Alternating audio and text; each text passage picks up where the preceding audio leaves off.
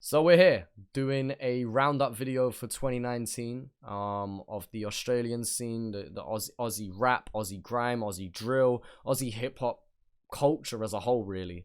And we're just celebrating this. Although we're going to be doing top 5 lists, I want this to be a celebration of 5 things to highlight in a certain category rather than this is better than this. Of course, I'm going to be explaining my reasons why certain things are above others. But part of me would just find it so much easier to just say in no particular order. But I think this is what people want to see. I know this is what people want to see. This is what people have been asking for. This is what people have voted for. So for those who do not know, a couple weeks ago, I put out a poll, a link to a poll with 6 different categories. 8 choices in each, and you could select up to 3 options in each. And we had over 2,500 people take part in this, selecting up to 1, 2, or 3 options in each category. So thank you to all the people who did take part, and if you didn't, I'm sure we'll do something like this in the future again. Now, currently as we're recording, it is currently 3:04 p.m. I was meant to record this at about 10:30 a.m. about 4.5, 5 hours ago. The reason that I'm recording this so much later is because I changed a few of my decisions very, very last minute. When I first put out the questions to everyone, I picked my lists there and then, and I didn't have too much trouble for the most part. And then as of the last week or so, when I've been collecting the data and collecting clips and information just to obviously bulk this video up, I then started changing some ideas, because it was like, oh, I forgot that this person did this, and oh, it was that person who did this. And so it was just like and then remembering stuff that come out in like January, February time, like early on in the year. It's like, shit, that was nearly a year ago.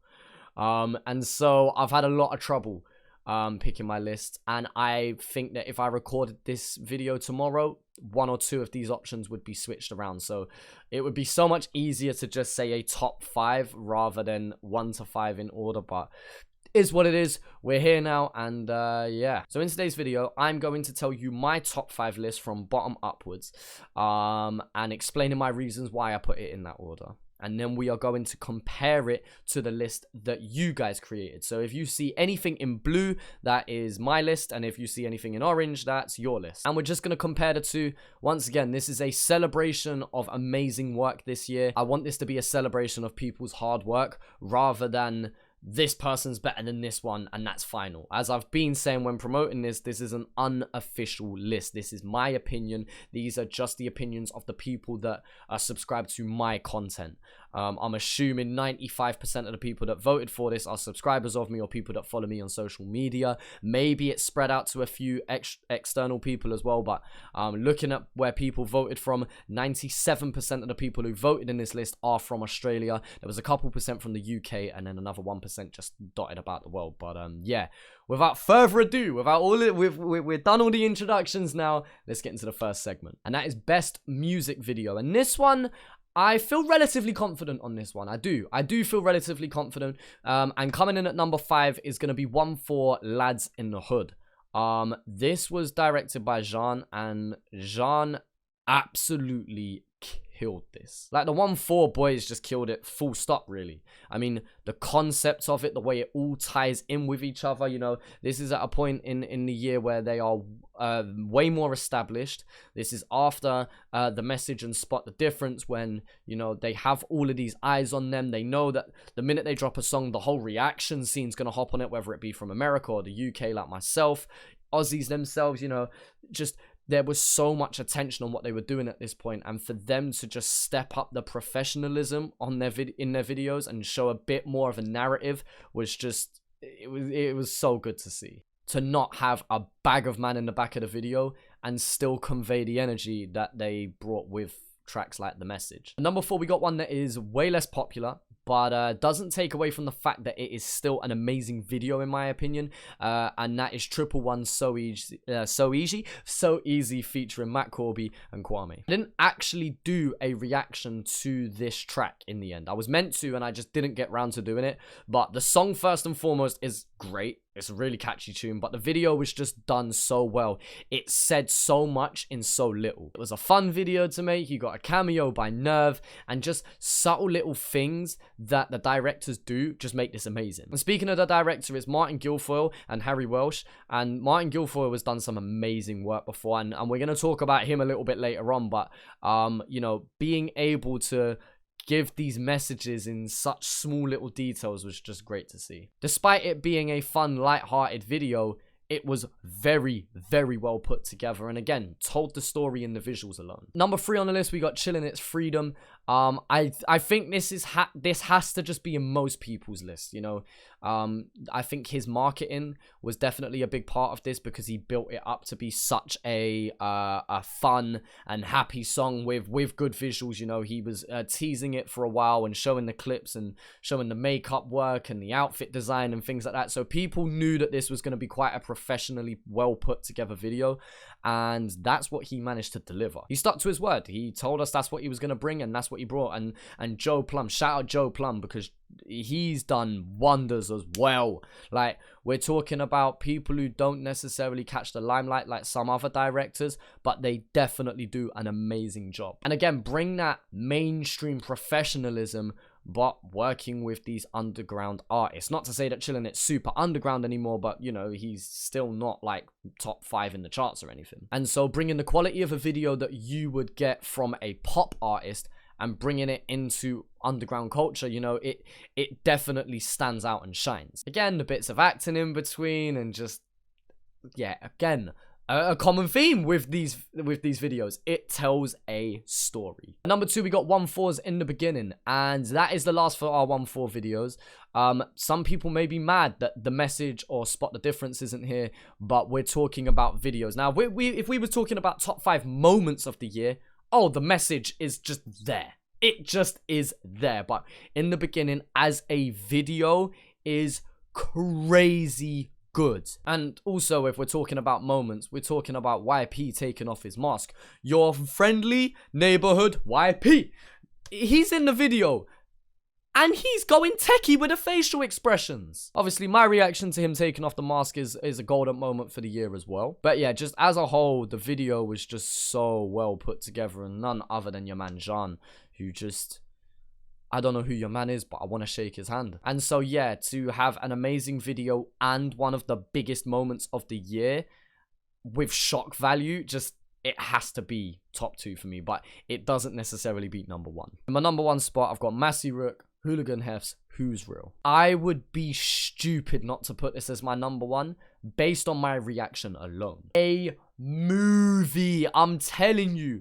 Man had a B-Tech Morgan Freeman, a whole 2.5 minute intro that all ties together with this element of mystery and what's gonna happen that ties into the actual song.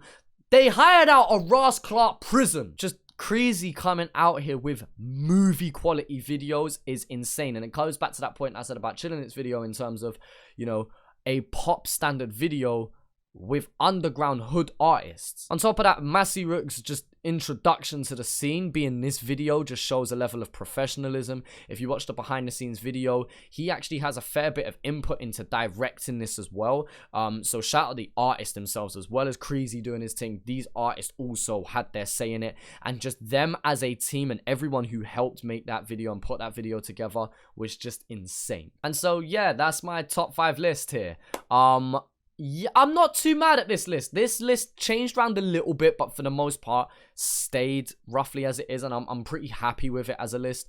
And so yeah. And now I'm gonna compare it to your list, and then this is where I start doubting myself again. So at number 5, we've got North Face Killer. And then from 4 to 1, we've got the same tracks that I have. So the only difference in our list is you, man, having North Face Killer and me having So Easy. And that makes sense from a popularity standpoint, because Mitros, first off, that video is cold. Don't get it twisted. That video is cold. And I even say it in the video. It is sick to see what they did. I think just the difference in professionalism. It will go watch North Face Killer, go watch So Easy, and just So Easy is just a more professional made video, in my opinion. But that's not to say that the concept of North Face Killer isn't dope either. Man was out here like an action movie. Obviously, number 1 and 2 being In the Beginning and Lads in the Hood. Again, I think that's just a popularity thing with 1-4. Who's Real being up there, I'm glad that definitely got voted. And Freedom, again, due to a popularity thing. That's the only downside to having a group vote and choosing your list as a fan base. Obviously, you as a singular viewer may not agree with this list that is representing you right now, but this is what you as an audience have voted. And again, I'm not mad at either list. I'm not mad at that list either. Again, all of these videos are just insanely well put together, and I just want to shout out all of the directors. Now, speaking of directors, let's get into our best director segment. This one changed a lot, especially as I started to do my research, as I started to look into who filmed what and who directed this and who edited that. It ended up getting a bit techie, this list jumped around a bit, and I think that if I filmed this tomorrow, this list might change, but this is what I'm gonna stick with for now. Number 5, Joe Plum. Joe Plum isn't a household name. He's not known by many, but he has done some amazing work. Obviously, first one we've talked about, Freedom by Chillin' It. Also doing the visuals for horror shows Grain by Grain, and just, if we take those 2 videos alone, again, it's what I'm talking about, that professional look. We're celebrating people that may not have the biggest budget on hand, but managed to do an amazing job. Now, I'm not sure what budget he works with, and I'm not sure if these men hire him for a big bag, or if he just manages to work with what he's got. But like a video like Grain by Grain, they've obviously scouted the location, they've planned choreography, they've planned who stands where, they just, everything worked well. And then on top of that, with that editing style of, I'm not going to go over top with the plugins and the effects, but I'm going to do these subtle things that just add character to the video, like in Grain by Grain when he does like the line drawing and like little effects as the gestures start to happen. I think that's dope. I also believe he edited or directed and the Chillin' It's most recent track that he did a couple days ago, but I've not got confirmation on that, so I could be wrong. But again, the same kind of film style and the same kind of effects, and that's the only reason I say so. So Joe Plum, shout yourself out, big man. And number 4 in the list, we got Maxed Out. Now, Maxed Out gets into this list for capturing a moment, for capturing big parts of this year. And so when we go back to the best video of the year, obviously when we're talking about 1-4, I mentioned In the Beginning and Lads in the Hood as being more professional videos, but Maxed Out managed to capture the message and spot the difference. And the message, just the message alone, that was the moment that sparked Australian drill. That is the moment that put Australia, rappers from Australia, on the map to an international audience. Big man, the whole reason they had that Vice documentary was because of the message. Of course, the other work they did in that year that supplemented it, but the message was probably the part that someone from Vice looked at and went, shit, we need to document this journey. Like, he captured that moment and managed to put all of those little segments into one 3.5 minute video, or however long the song is, and just create a moment. That doesn't make a top 5 list. I don't know what does. On top of that, did the directing for Wombat Zombie, the track that Brothers have done, who are a new and upcoming group, and has done plenty of other work throughout the year. And again, I see him often credited for editing as well, not always just directing. So again, he's one that does like to get a tiny bit more techie, especially with things like transitions and whatnot. But yeah, Maxed Out definitely has to be up there for just bringing moments to the scene. Number 3 on my list is Jean, and the reason I put Jean above Maxed Out is a similar thing. Maxed Out captured the moments, and Jean put that touch of class with it as well, and so that's why Jean goes up there. Of course, just for his work for Lads in the Hood and In the Beginning alone. That does enough. I'm sure he's done work with other artists throughout the year as well. But for being able to have 2 videos in a top list, to have what people see as the most popular videos of the year, you can't leave him out of a top 5. He's one of them. He has more reason to not put him in his list than he does to put in the list. No, wait. He has more reason to not put him in a list than he does to put... You get what I mean. Number 1 breakdown as voted by myself. And number 2 on our list is Kyle Golly. Now, Kyle Golly hasn't necessarily edited videos that have the craziest millions of views numbers this year. But in terms of the quality of his work and how far wide he stretched himself, this man does just more than videos. Of course, doing the videos for Nerve on his Mama's Boy EP, doing Sunday Roast and Gone Stupid, and just he managed to capture an artist's personality. And that's not very easy to do, but managed for him and Nerve, and obviously the No One Network team around them to create that. Obviously doing work with No One Network throughout the year, capturing freestyles and ciphers and working. I'm sure he works in a bit of fashion as well. I know he does photography for these different models and these eccentric things.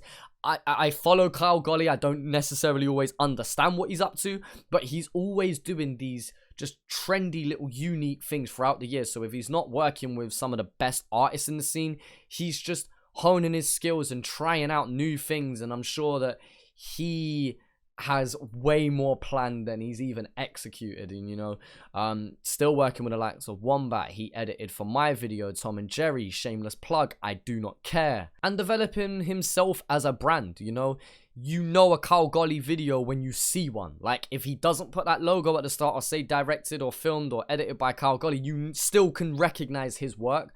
And so, yeah, man, Kyle Golly's so fucking talented. And I did a podcast with him earlier on in the year. And, yeah, he just seems like a real dope dude as well. Dope dude. I don't think I've said that before. But you know what? We're going to run with it. Number 1 breakdown as voted by myself. And on number 1 in the list, Creasy Visions. Now, Creasy, the movie director. Bruv, I'm telling you. When we talk about the videos that... Let me just reel off just a few projects that he's done this year. Young and Lips, Silent. Pistol Pete, I Swear.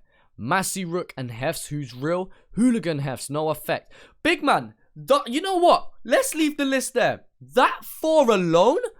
Are you dumb? Man is actually capturing some of the most popular and trending songs of the year. And then making sure that it is a banging video every single time. Man made Who's Real.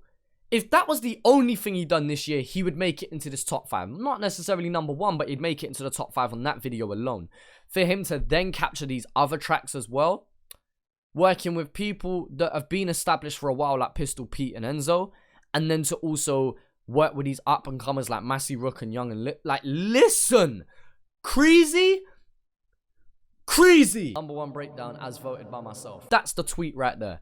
Don't chat to me about anyone who has put in more of a hustle as a videographer this year. Kyle Golly is the only one who can match up to that. And so I'm going to speak very highly of Creasy and Kyle Golly and say these men are fucking gods. When I come to Australia in the year of 2020, I want to work with Creasy. Creasy, when I fly over, big man, I want to work with you. So yeah, that's my top 5 list. And just a quick honorable mention to Martin Guilfoyle, who was in my list, but I just swapped him out for Joe Plum.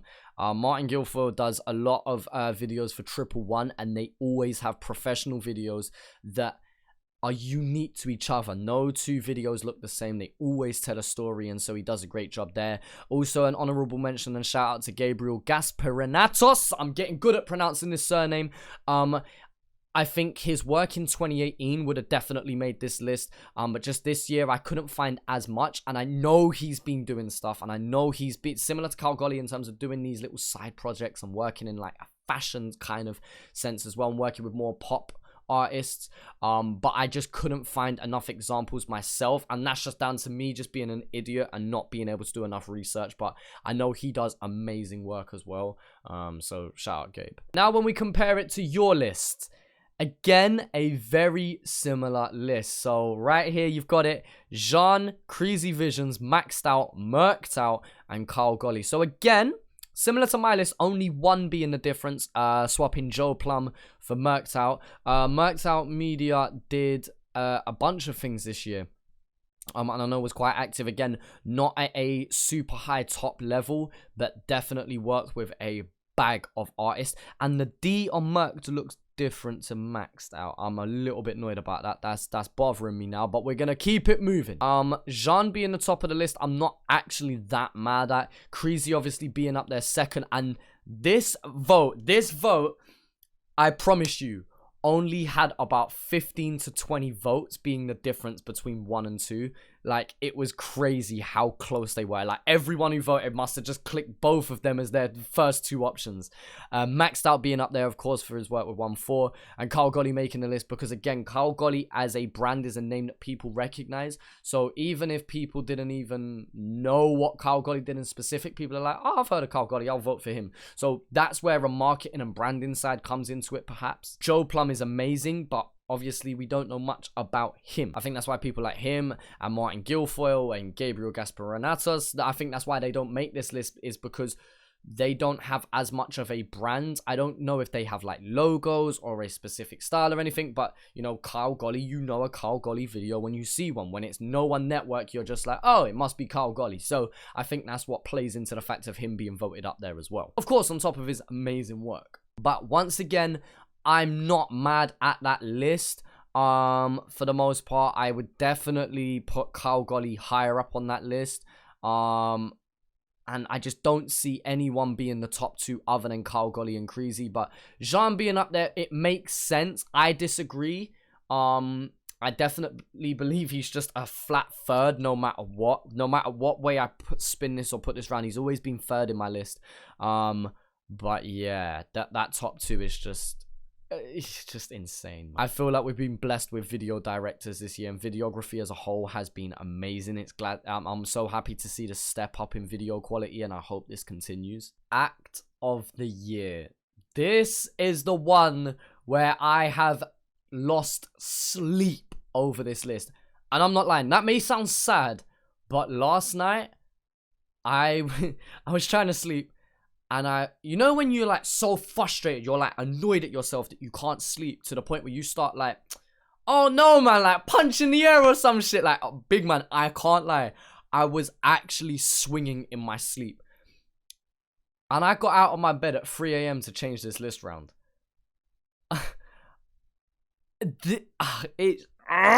Number 1 breakdown as voted by myself. I'm looking at my list right now, and even now, I don't even know if I agree. This is one of those lists where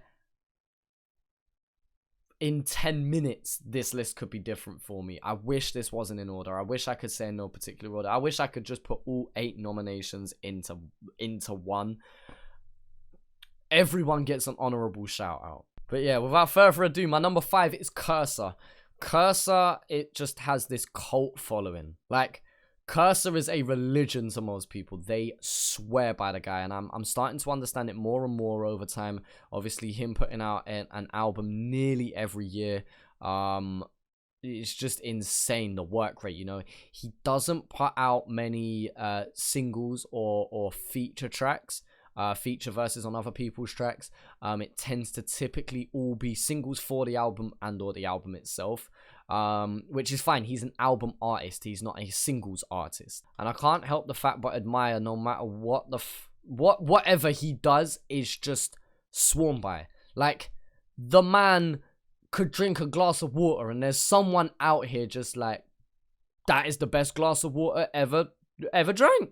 That's the technique of how to drink water, because Cursor did so. Number 1 breakdown as voted by myself. And it's because of how he connects with his audience. Obviously put out the Lifestyle album, which was just widely celebrated by so many people. Had such a hype, such a build up for it.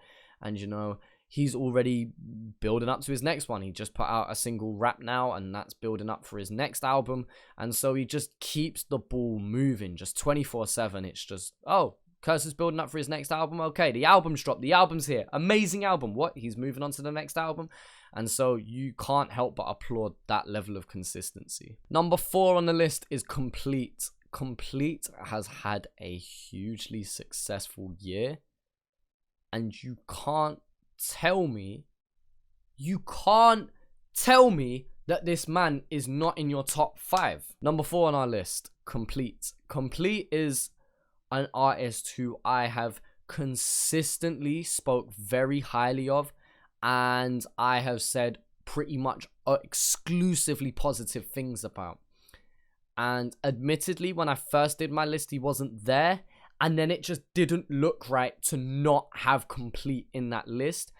And it made me listen back to his album just one more time, and his album is the reason why he makes this list. And we'll talk about albums later on, but for now, I just want to say how he managed to put out single after single after single and kill it, then put out singles to build up to the album, and then kill the album.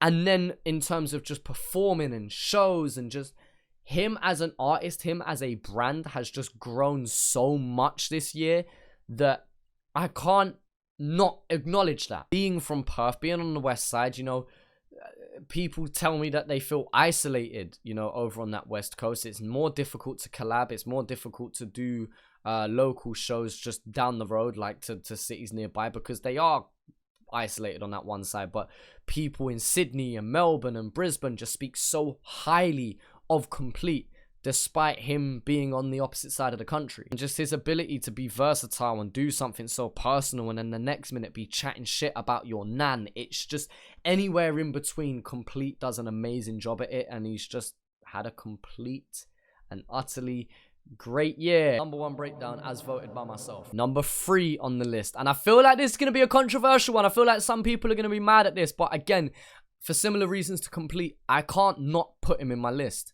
And that's Nerve. Nerve put out, first off, an amazing EP. He had the remix with Yizzy. He had the remix with H and Hefs. Just representing No One Network as a brand and doing his Walk and Talk series that he's established. When you hear him speak so well in interviews, and you know, he did a Bars of Still, which is one of the best Bars of Stills of the year in my opinion. Then he's also producing for himself, and it's just like, how many pies can this man have a finger in? Like, man is on a Ross Clark remix with H, who's one of the most trending artists of this year. And so Nerve executed this year. I don't know how much planning went into all of these things that he's done, but I know that he's a hard-working person. I know that he's a smart person as well. If you just hear how he talks and you just hear how he presents himself, on top of speaking to him before as well, you know, you can see that he's a calculated person in such a laid-back and natural way. Like, he is himself, and I feel like this year and with this EP, we truly got to see Nerve's personality. Not to say that his music before didn't do that, but I feel like with this EP, he managed to really convey his personality through his music.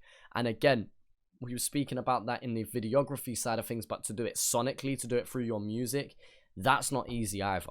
Number 2 on my list is Chillin' It. Now, Chillin' It's had a rocky year. I know he's dealt with a lot of personal stuff and still is. I know that from a public view, he's gone through a bit of controversy and gone through some tough times. And the man still manages to do big things. Now, I'm going to make a bit of a wild comparison, but hear me out. Chillin' It reminds me of Skepta. The reason he reminds me of Skepta is because Skepta over the last decade or so has also done some very controversial things, has made some mad moves, and sometimes in the public eye has been frowned upon. But no matter what you can say about him, keeps raising the bar, keeps doing new things, keeps reinvesting in himself, and ultimately still is talked about and highly regarded by lots and lots of people. And Chillin' It is kind of similar. Done it on a smaller time scale, but, you know, has been knocked back by a few things and has managed to then be like, all right, come, I'll go do a warm-up sessions. Oh, what's that? You want another Road Rage? All right, cool. Fire in the Booth? Come, I'm going to rock with Charlie Slough. I'm going to be the first Aussie to go on Fire in the Booth.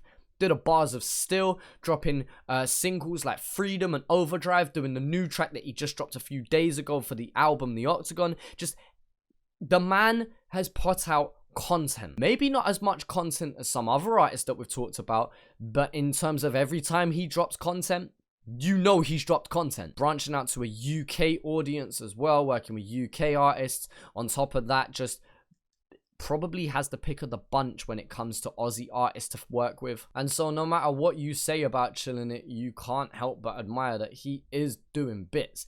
And it's going to be very interesting to see where he goes forward in 2020, especially with his new album dropping quite early on in January. So this year has been a lot of build up, and I feel like next year is going to be pure execution.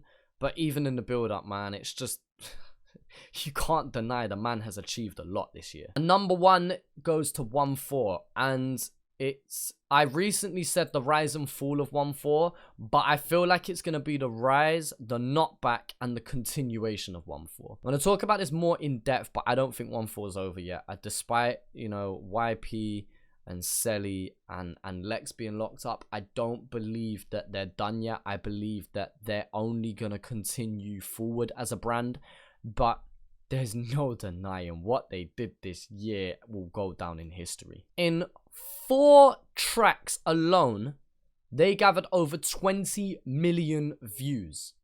Now, when we compare that to where the Oz scene was at, even when I started a year and a half ago, big man, there weren't artists left, right, and center dropping millions of views. Like, you had Husky's Body the Booth that was touching 1 million or so. You had Underrated that was touching 1 million or so.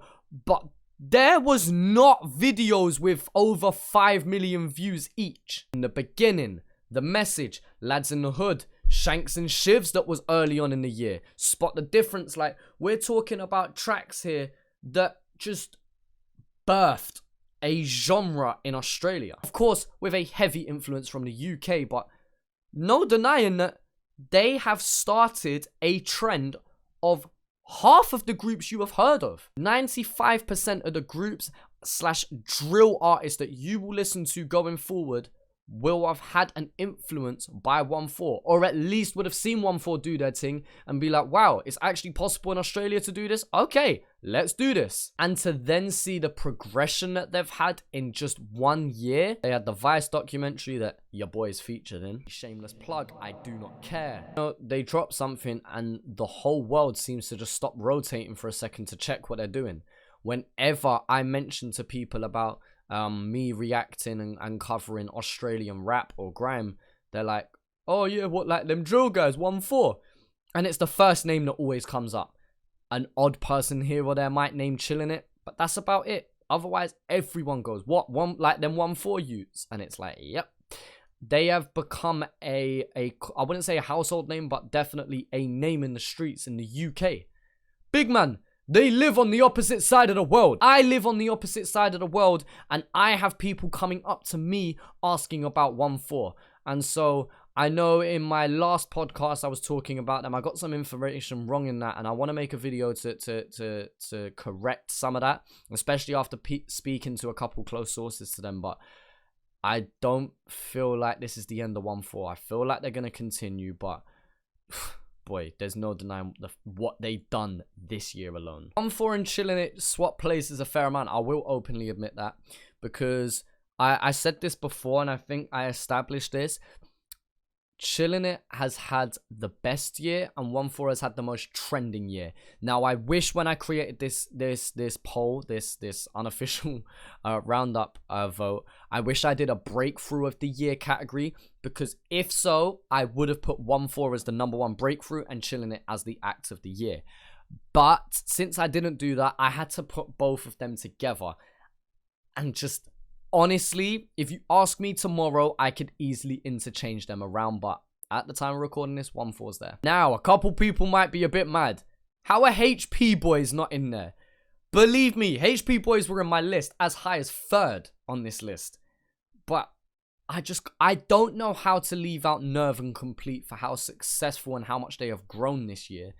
And I can't leave out Cursor for just undeniably just doing it again and again and again and again. If we're talking about a breakthrough, HP Boys would be #2 on that list.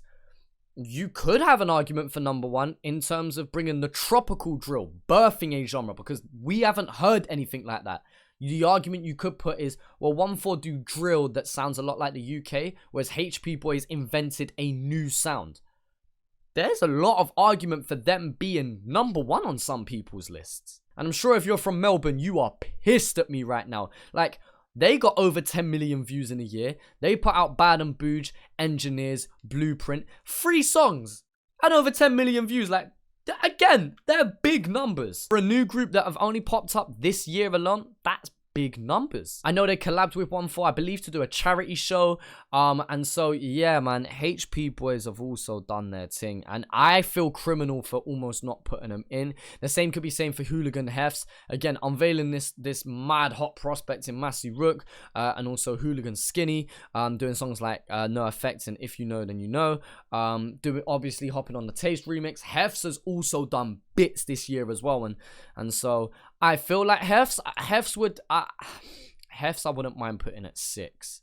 For the top 6, Hefs would probably make it, but then HP Boys, number 1 breakdown as voted by myself. See, honorable mentions to those 2 as well. And shout out 30 Kings, they were also on the nominations list. I think I need to just see more from 30 Kings. But yeah, that was by far the most difficult one to order. And yeah, now let's compare it to your list. 1-4, HP Boys, Hooligan Hefs, Chilling It, and Complete. I'm so mad at that list, and at the same time I can't be either, because all 5 of those artists have done bits. I've just spoke about it. They've done bits. 1-4 being at the top, understandable. HP Boys being second, again, I can understand it. I'm not even mad at HP Boys being second. Hefs, I am a little bit, but again, I can see why people have put him up there. Chilling It making the list makes sense. Complete making the list makes sense. But then how do you leave out Nerve? How do you leave out Cursor from that list? Like, there's surely got to be people mad that Cursor and Nerve aren't above Complete and Hefs or Chilling It. Like, I don't know. What would your top 5 be? Based on the nominations that we had, what would your top 5 act of the year be? Again, just based on everything that they've done this year. From just everything, man. Again, I haven't been to any of these guys' shows. Maybe the reason Hefs is in the list and not Cursor is because Hefs puts on a madness of a show compared to... I don't know. Like, there's obviously going to be certain elements that I miss out on from just not being in Australia and not catching that vibe, and, you know, but... that is such a difficult choice. But yeah, that's the one what I want to hear most people's opinions on. Let me know what you think down in the comment section below about these 2 lists and comparing them. I bang out of order as the list, as you as a community. Obviously, I know a lot of that is a popularity contest as well, as opposed to people sitting there and being like, well, this artist definitely did do better than others. But then if so, I don't know, man. And we're back after a small little break. We're here now with the hottest prospect. This list wasn't too bad to make. This list for me wasn't too bad to make. But still interesting, and still there's plenty of argument for people to be in different spots. So firstly, at number 5, Greasy. Greasy is he's my boy Greasy. I'm telling you, even though he makes my top 5 for hottest prospect, I don't necessarily think that 2020 is going to be his breakthrough year. I still think he has time. Not to say it's not possible. I feel like over the next year of 2020, I feel like he's just going to keep building at that level and honing his skills and figuring out his style and flushing that out and performing and just, you know, growing as a person as well as an artist. But I feel like that's going to build up to 2021 or 2022, obviously, if he's still as consistent, etc., etc., to then really hit home. I mean, he's just dropped the Shockwave EP, which is a really, really fucking good EP and very well put together. The features kill their parts as well. And so I didn't do a review, but I will say Shockwave gets a solid 8 out of 10 for me. And just he's around the right people constantly, you know, being from Perth, I know he's always spitting bars with Shadow and Zephyr and Monk and, you know, just a bag of good good people in Perth that are around him. I know he's been performing a lot, and so I know Greasy is around good people. He's around talented people, and that always brings the best out of you. And so I just feel like things are just lining up for him to have a successful career if he wants to continue doing this. The reason I say if is because you get plenty of people that start spitting bars for a couple years and then may go into something else or may not have the same hunger. But with the hunger he's got now and the vision that he has at a young age, I just see him doing bits. Not to mention the feature verse on Merk Him, just another shameless plug-in on this channel. Shameless plug, I do not care. And so I know some people are going to be mad. They're going to be like, you only picked him because he featured on your album. And I'm like, but that's kind of my point. There is a reason why he was one of the few features on the album. It's because he's fucking dope. Number 4 on my list is Lisi. Now, some people may put him higher on their list.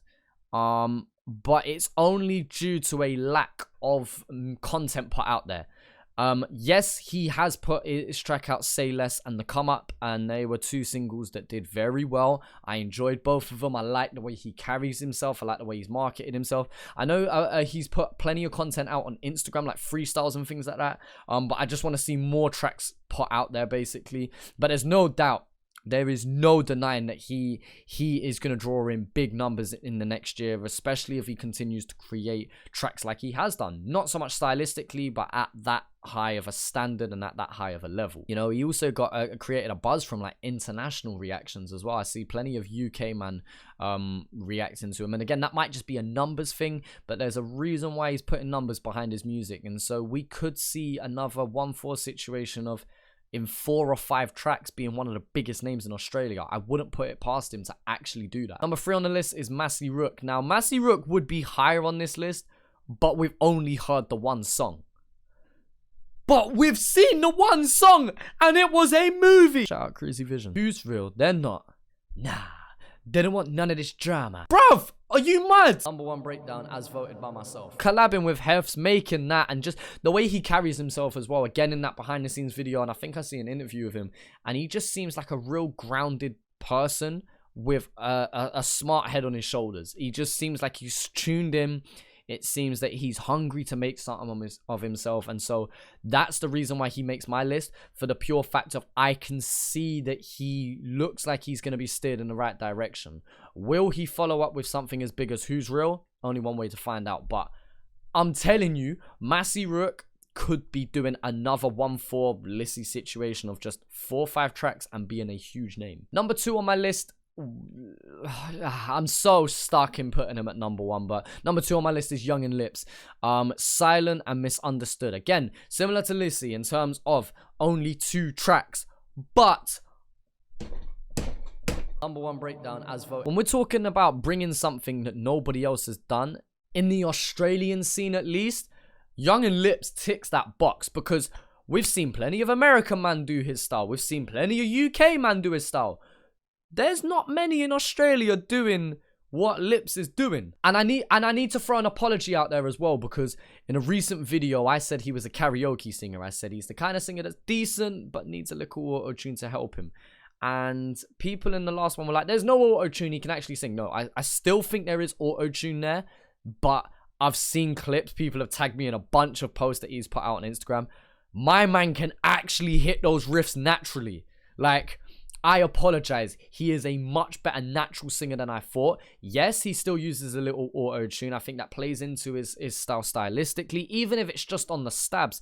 But Lips, bro, despite being number 2 on my list, you are the most exciting prospect by far. Like, maybe not the hottest, because there's someone who I've just put ahead of you for a good reason, but in terms of exciting, you're there, bro. Like, when we're talking about someone who could be the next Chris Brown without hitting reality. Oh no, I just feel like if he can bring bars into his tracks as well, that's it. It's game. It is game. If my man can bar out even at a decent level and then sing and create melodies at a top level that he is, I'm telling you, the game is raps. All of you man that want to make music for the gal them, it's raps. My man Lips is gonna come true and steal your girl. It's peak. Now, despite all of that hype, I'm putting somebody at number 1, and that's going to be Rops 1. Now, somebody messaged me and was like, he shouldn't be in this hottest prospect list, but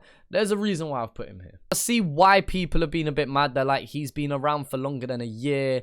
He shouldn't be a hot prospect. He should be in act of the year. And I'm like, yeah, I can see kind of where people are coming from. And out of this list, you can't tell me that Rops has probably the most success coming for him long term. Now, listen to what I said. I feel like he's going to be the most successful artist out of this list long term, not short term. Because short term, people like Lips and Massey Rook and Lissy will probably bring in more views than him. But Rops, I feel like over time will establish more of a legacy. I mean, he's already had the backing from Cursor. That's not easy to get. You know, he's put out a few singles this year and he's outlined his intentions for the future. Talking about future music and investing in himself. And again, going back to that point I made about Massey Rook about having a smart head on your shoulders, I feel like Rops is just going to play his cards right. I don't feel like he's going to have the steep incline as some of these other artists in this list, but I feel like he's just going to consistently keep going. And I just get the feeling that he's not going to stop anytime soon. And I could be wrong, but my gut feeling tells me that Rops 1 is going to be a huge artist in 5 years' time. But again, as goes for anyone on this list, it depends on how hungry they are. It depends on their intention. It depends on what they want to do. None of these guys are truly established yet. Rops 1 is the only one that you can make an argument for. So Rops is kind of the only funny pick in this list. But I've just got to shout out Jai Simpson. Jai Simpson, I was so close to putting him in this list, but I just couldn't leave out anybody else. The Kid Laroi, I would have put in this list, and I know that there's rumors of him making a track with 1-4, or it's been leaked or something. I haven't heard it, but he would have made this list, but I just haven't seen any of his content this year, and that's the only reason he didn't make it. And so yeah, it's looking like a very exciting time for some of these young dons. I say young dons as if half of them ain't older than me, but there's no rules. Now, when we compare it to your list, again, not super mad at it. So we've got in the number 1 spot Lissy, then Young and Lips, Rops 1, Massey Rook, the Kid Laroi. So again, 4 out of 5 in terms of the same picks. So up in Greasy for the Kid Laroi, which from a popularity standpoint, I can definitely understand. Massey Rook sitting around that 3rd and 4th spot makes sense. Rops being 3rd in the list, I disagree, but again, he's still in the list. I'm not mad. Young and Lips holding down that 2nd spot and Lissy being top. And again, Lissy draws in a lot of views. I don't know where it's come from. I don't know how. I don't know. How do these artists put out 1 or 2 tracks and manage to gain that many views? But yeah, there's no doubt it's an exciting time. I mean, that list, I don't think I'm mad at that list. I'm kind of mad that Jai Simpson hasn't made either list. But I can't put him in mine. There's no space. It doesn't fit. Arguably, I could take out Greasy and put Jai, but I just believe in Greasy so much, I can't not put him in the list. And then the other 4 that also made your list, it's just impossible to ignore those 4 as well. Impossible to ignore the top 4 in both lists, in my opinion, despite what order you want to put them in. Just, yeah, they've done bits in only a couple of tracks. Best album or EP. This one was difficult, and my list changed round a lot in terms of I had pretty much the same amount of picks, but the order in which they went changed a fair bit. I don't know. I struggled with this one. Just before we even start, I just want to give an honorable mention to Cogs. Cogs' Sorrowland didn't make this list because at the time of me putting out this poll, I didn't listen to it, but it would have made the nominations list. It definitely would have made the nominations list somehow. And so, yeah, a massive shout out to Cogs because he would have arguably also made my top 5. Out of the ones that I put out for nomination, this is the order I've got. And again, I don't know how I feel about this. I need to stop picking up cards. I feel nervous, big man. At number 5, we've got Curse's Lifestyle. Lifestyle was one that when I first listened to, I thought was a decent album. And then just whenever I listened to it again, I just appreciated it more. And I feel like Curses had that effect on me. Just over time, I've come to appreciate it more and more.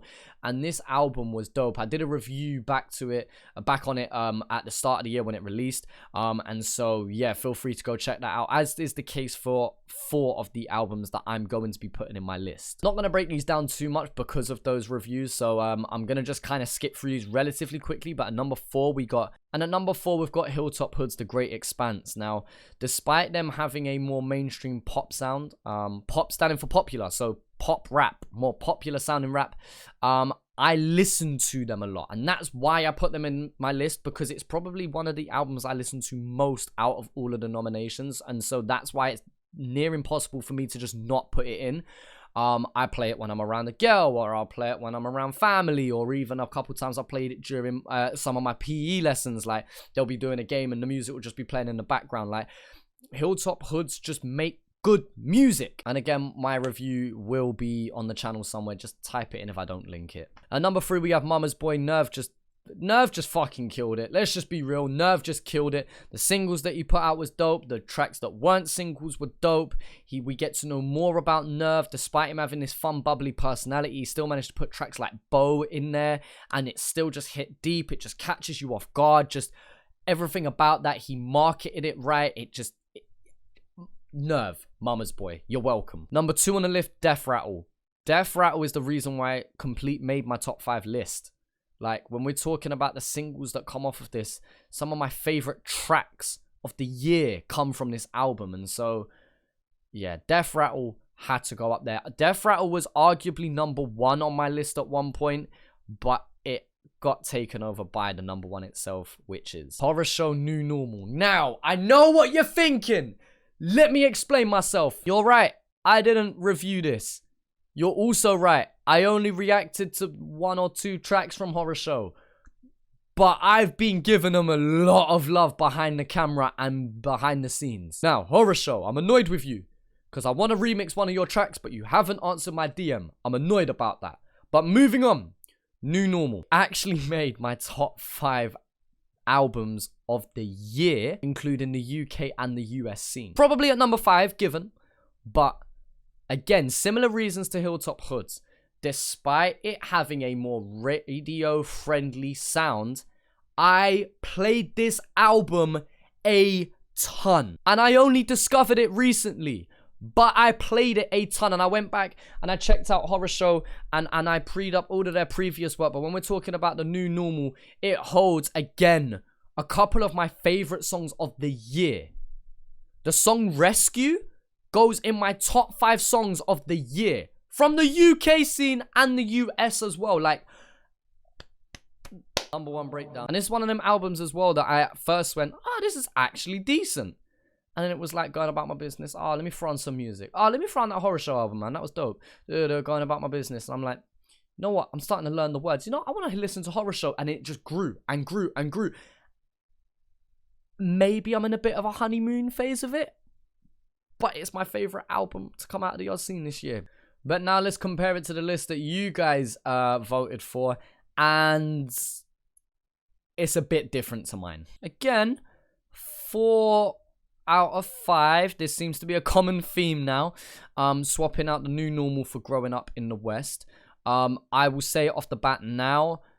Growing Up in the West wasn't for me. Shout out Curvy, but again, him as an artist, I just don't enjoy him as an artist, which is very unfair to him because, again, he seems to be a fan favorite by many. Just for me personally, I just didn't enjoy it. And before people get mad, there are popular artists that are loved by many that you probably don't like either.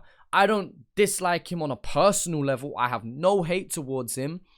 It's just not for me personally. And maybe that's because I'm not from Australia and I just wouldn't understand it. All of those generic comments, but it just wasn't for me. But I can respect the fact that it's made people's lists. Number 2, I feel is criminal to put as number 2 over some of these other albums and EPs, but it is where it is. Lifestyle being number 1 makes sense for a lot of people, you know, having Cursor. This is interesting because Cursor didn't make the act of the year on your list, but his album did. Apparently, having the best album of the year doesn't lead you into a top 5. Maybe that's the reason why. Maybe it's only because his album is the only thing that he did. But I don't know. I don't know. I'm not mad at seeing Curse's Lifestyle at number 1. I'm glad to see Hilltop Hoods are in there. I'm so glad that Nerve and Completes are in there, because despite they are popular artists, but they don't do the numbers of some of these other artists.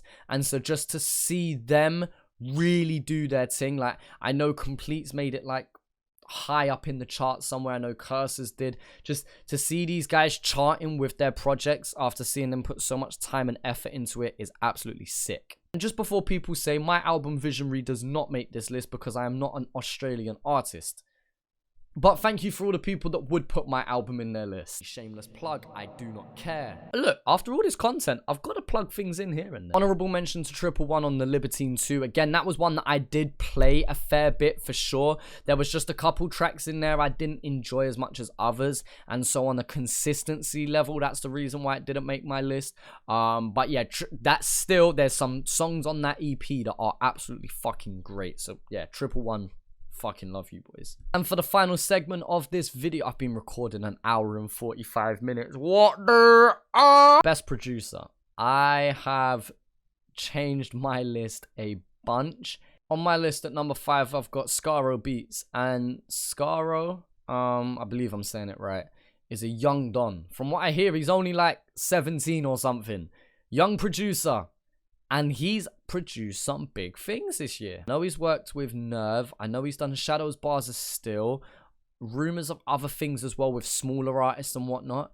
Scaro did his thing. And only being young, I'm excited to see what he comes with. Also, there's somebody on YouTube that does go by the name of Scaro that does like these type beats. I'm not sure if that's him or not though. I don't know if somebody else has used that name, but if that is him as well, he's putting out a lot of instrumentals as well. So yeah, Scaro makes my list just because he's a young don doing his thing and he's got a pretty high standard. Number 4 on my list goes to Billy Guns.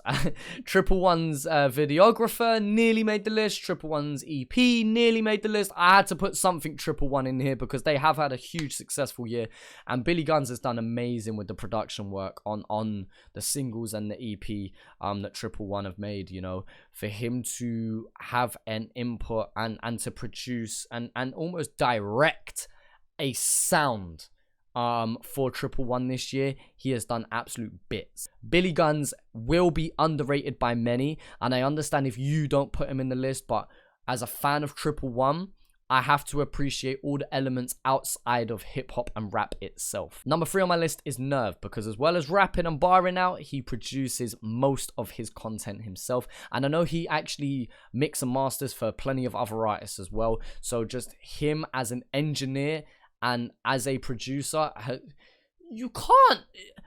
Nerve! Obviously having most of the input on his own EP. Some of the instrumentals on that are like disgustingly good. Like the Gone Stupid instrumental is actually disgustingly good.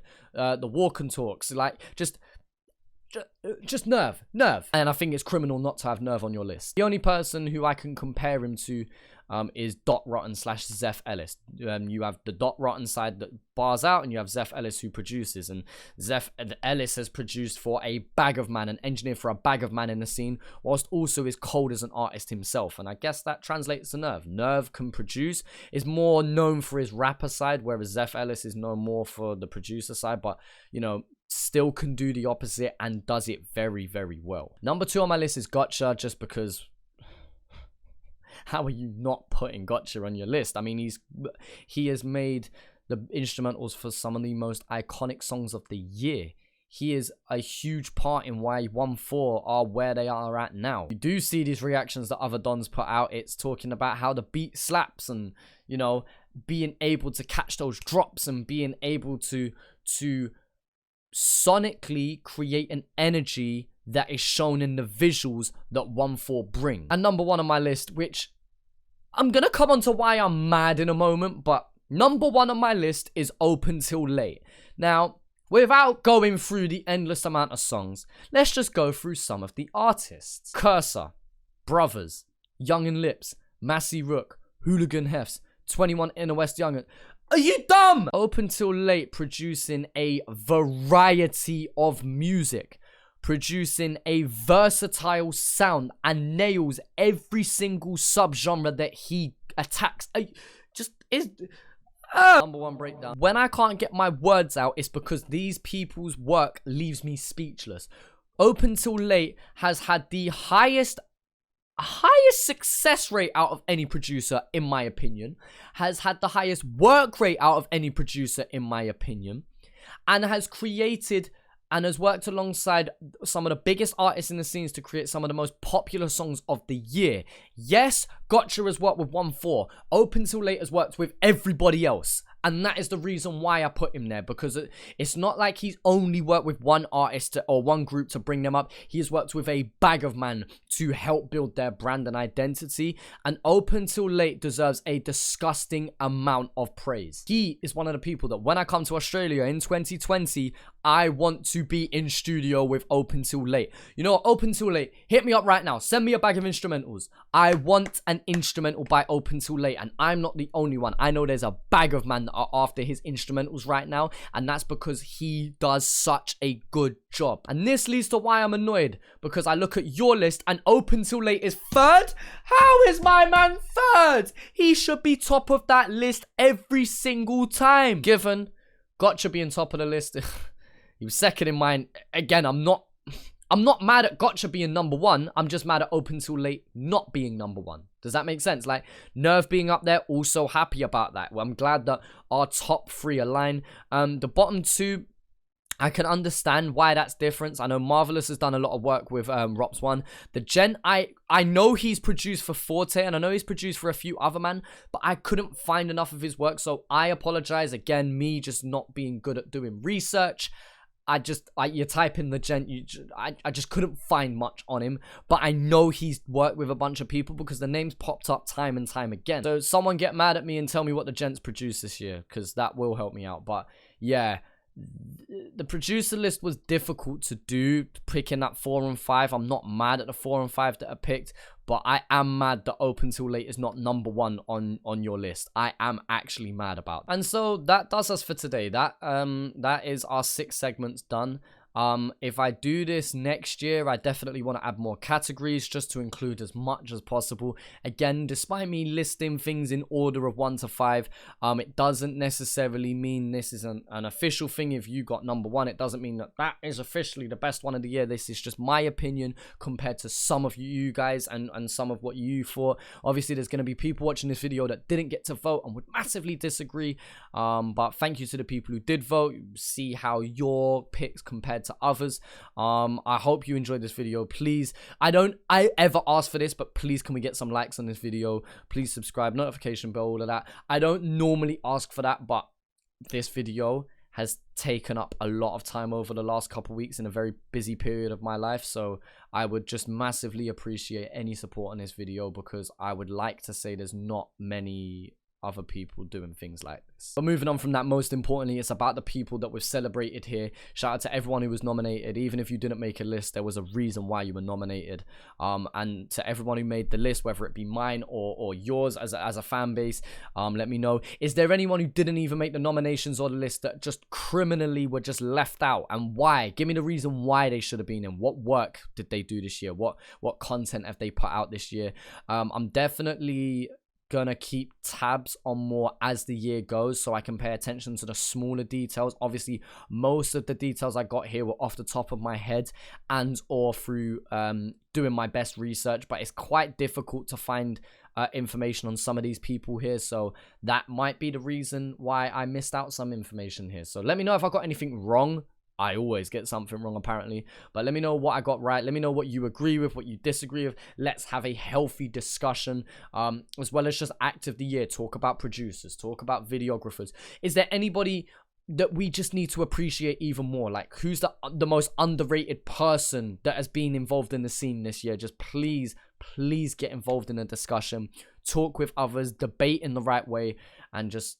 yeah, man, just go support these people, man. Go support these artists. Go support these people that have put in so much work this year, because without, as well as the artists, without the producers, without the videographers, without the editors, these artists wouldn't be what they are. And that's why I had to include so many categories around just the artists themselves, because the Oz scene is very healthy at the moment, and there's no denying that 1-4 have had a huge part in that. There's no denying that Chillinit's had a huge part in that, as well as all the people around them, including others that, you know, do reaction videos. People like Dan and Kaz and Lead to the VI that cover it and then bring a UK audience over as well. There's no denying that people like Vice and Noisy doing articles and things like that help bring eyes on. You know, there's plenty of people that have contributed into the growth of Australian rap this year. Obviously we've seen the birth of Tropical Drill, the Kenyan Waltz. You know, we've seen so much change in a year in the scene, and I just hope that growth continues for the right reasons. The sound will change, the style will change, the influences will change, but we've just got to celebrate change. We've just got to celebrate that, you know. Things are moving forward, and of course we're going to acknowledge the older heads that paved the way, but we've also got to celebrate the young people coming through and doing their thing. So thank you for all the support on my channel over the last year. Thank you for all the support on just everything, man, and thank you for the support you're giving these artists, man, because honestly it's you guys that make these artists and put these artists where they are. It's you guys that support these people that help earn their living, you know, get them into the Billboard charts, get them that 1 million views, you know. And so it's us as a fan base that will help carry these people forward, and I want to celebrate that all as one big family, even though I'm the adopted child from the UK. But we'll move on. So yes, thank you so much for watching this video, guys. I really do appreciate if you watch through the whole entire video. There'll be timestamps down in the description if you want to go back and find like one specific category. But yeah, either way, guys, I really appreciate all the support, and yeah, I'll talk to you, man, next year.